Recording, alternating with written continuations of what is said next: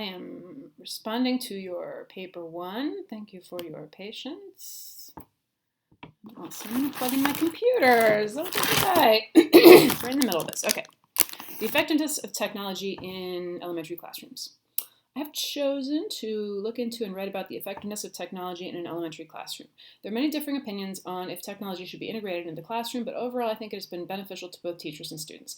Technology has become a huge part of life and almost everyone uses some form of technology. Americans will not be saying goodbye to technology because it continues pushing to improve and advance. Well, improve, debatable, but no, that's fine. My dream occupation. Yeah, you did a nice job of bringing us in here. It's not fancy, but it's very clear.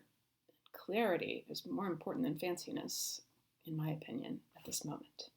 In your education. Not like just this moment in my life. My dream occupation is to become an elementary school teacher, preferably teaching K through 3. I have a passion to be a teacher that not only teaches, but leads, encourages, motivates, includes, and is a role model for my students. I believe that with technology being implemented into the classroom, this can help me to be all of these things for my students. In an article by, this seems like a new paragraph, and I think maybe you just forgot to tab it in. When you're doing the separation between paragraphs, you can either do an extra space and start it all the way at the edge, or you can do the indent. I feel like it's more modern to skip the space, but sometimes I like to indent just because I want to be difficult. No, either is fine. Okay, in an article by the Global Educational Supplies and Solutions.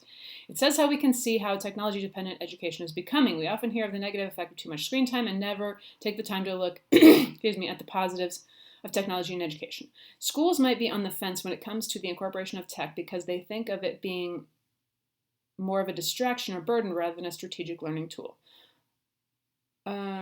There might be a reason why that's all in caps, GESS, but there might not, so just have you double check that.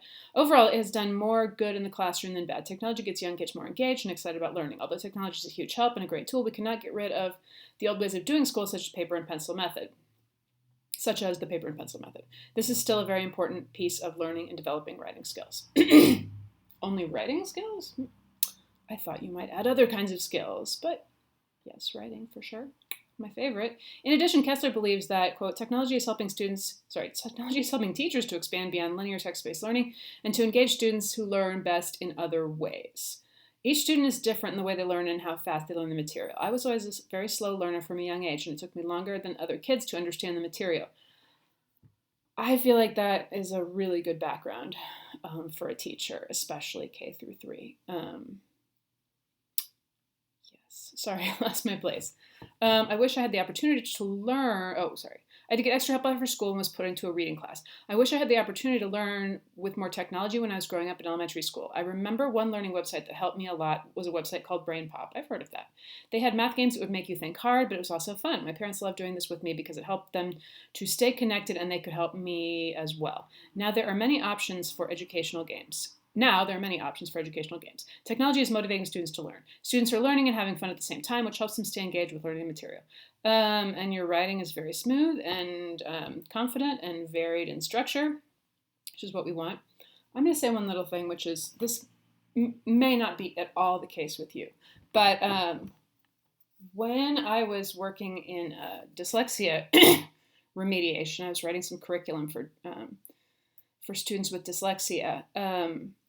My boss told me that many teachers who teach K through 3 have dyslexic tendencies, and that she thinks they often want to go back and give better support to readers that they didn't have themselves. Anyway, I just thought that was fascinating. And my cousin, who's a 3rd grade teacher, has some dyslexic tendencies. And dyslexia really is along this big spectrum, which I didn't know about till then either. But anyway, I just thought I'd bring that up because whether that's you or not, I think that's useful information. I'm finding it. Where did I leave off? Okay. Another way technology is helping to improve education is because it provides tools and opportunities for teachers. Not just students, but teachers benefit from being able to provide tools for their class. Brown states that teachers enjoy technology because it offers plenty of tools to enhance classroom learning, communicate with parents, and their own professional development. Well, Brown did not make that parallel, but that's not your fault, so okay. Teachers can teach on their smart boards in the center of the room, which is a modern overhead projector. Aww, I had an overhead projector. Sorry, they use a clicker to change the slides and can write on the boards as well. This is a very useful tool for teachers. It is. The iPad is another useful tool that helps students, especially K-3 children, stay engaged. Teachers are also able to easily email parents or send a text simultaneously to the whole class if there's an important message that needs to be announced. Yes, absolutely. Email is so good for communicating with parents. Oh my. You have to call people. It takes all your entire life to try and call people. Okay. Technology is also helping teachers to make more connections. Teachers form a better relationship with their work colleagues, students, and parents. There are also websites where teachers can help one another and provide support. So you're getting in kind of iffy territory here. Like, you don't have a support for that iPads help children to stay engaged. I'm kind of willing to just kind of be like, okay, I get it. They're individual devices. And then, is it easy to email, send texts? Of course. But this last bit, it's helping teachers make more connections, better relationships with their colleagues. I feel like you need support for that if you want to say that. I mean, maybe, but yeah. You do have support for this next bit. There are also websites where teachers can help one another and provide support. So maybe that's what you meant by the other. Anyway, okay. Teachers can also find fun lessons online or worksheets for their students with the help of technology. It's hard to imagine that teachers used to do everything by hand. Oh my God, I know. Now teachers everywhere are getting the correct tools for the classroom to help themselves and educate their students. Just in general,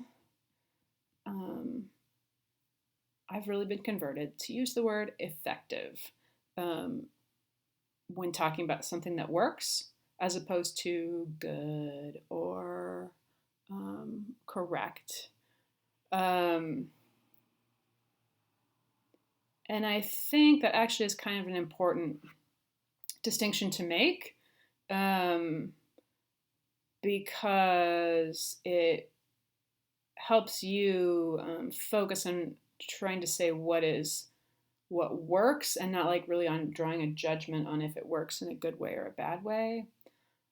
Anyway, that's my little speech about using correct or right.